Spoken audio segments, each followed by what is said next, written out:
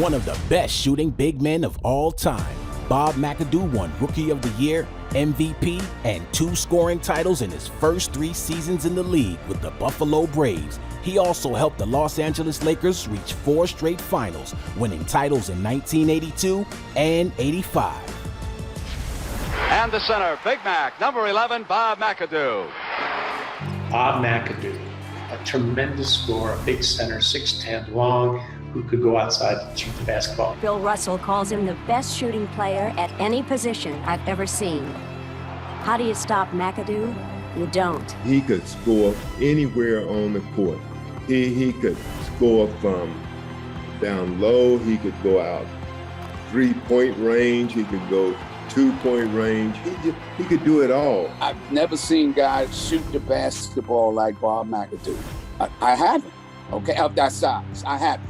But with the agility of a guard, McAdoo is finally getting a well-earned superstar treatment from NBA crowds. Bob McAdoo, when you talk about changing the game, he was a 6'11" dude shooting threes. He was the first stretch four. First stretch four, the original. You know, I first encountered Bob when he was in high school. And he was in high school in North Carolina. And Coach Gaines, my college coach, asked me to come down, and he was trying to recruit him. And we went over and we talked, and we had lunch and things like that. Later on, when he got into the league, you know, he came up to me and said, you know, the reason why I didn't go to Winston-Salem was that when I went there, you guys offered me salad. And when I went to North Carolina, they had steak. So that solidified where I was going to go. McAdoo can do. 76, when I came to the league, that's when he was either leading the league in scoring or he was in the top 3 or 4 in offensive scoring.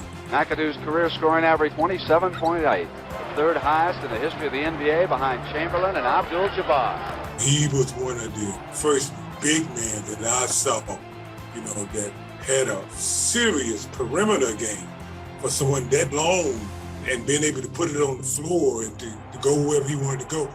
Well, it didn't start out like that. I didn't start until December. I mean, I felt I was the best player in camp, but you know, the old school coaches, they didn't believe in starting rookies back then.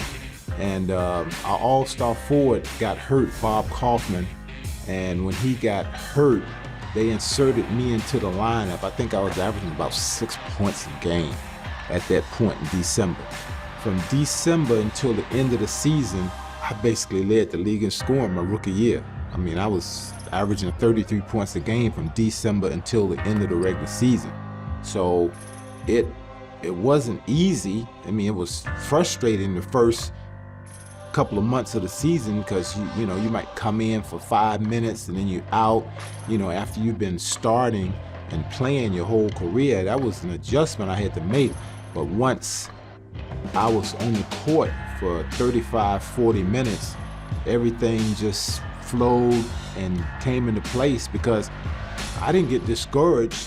You know, I kept right on practicing hard and focused on my game, my intensity. I wanted to play, and when I got my chance, I came through my rookie year. Bob McAdoo's feathery touch won him Rookie of the Year honors at 20, along with 2 scoring titles and Most Valuable Player before he was 24. Landy Smith with a good fake. McAdoo, 8 rebounds this quarter. Oh! And that shot put Buffalo ahead! 54. Hey, they love it! And McAdoo gets a standing ovation, and he well deserves it. Growing up, everybody knew Bob McAdoo. Bob McAdoo was an MVP in this league. He was a great player for a long time, and I caught him on the tail end of his career, but a lot of respect for Bob McAdoo. Bob McAdoo was a household name. I mean, he was a hell of a player. You just cannot give a 6'10" man with the ability Bob McAdoo has the ball inside like that. Before they moved to California and rebranded themselves as the Clippers, the Buffalo Braves were led by Bob McAdoo. Yeah, he was one of the first centers to really take his game away from the rim. He was blessed with a great jump shot, and for 3 straight years, he led the NBA in scoring and won MVP one of those years as well.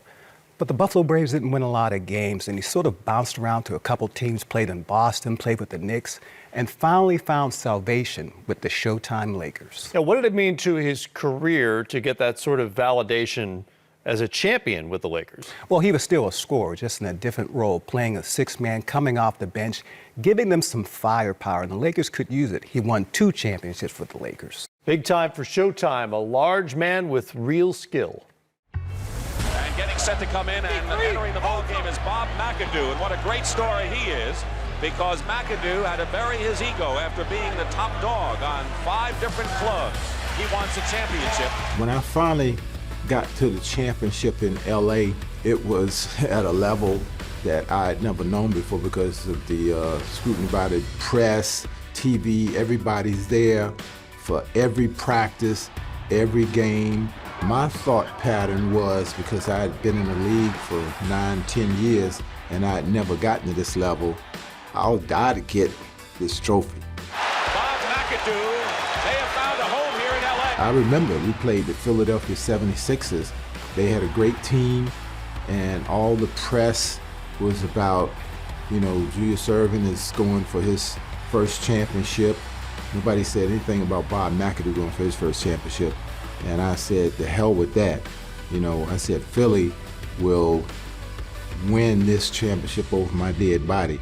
And that's how I felt. That's the level that I went to mentally. I mean, physically, I was in the best shape that I possibly could get in.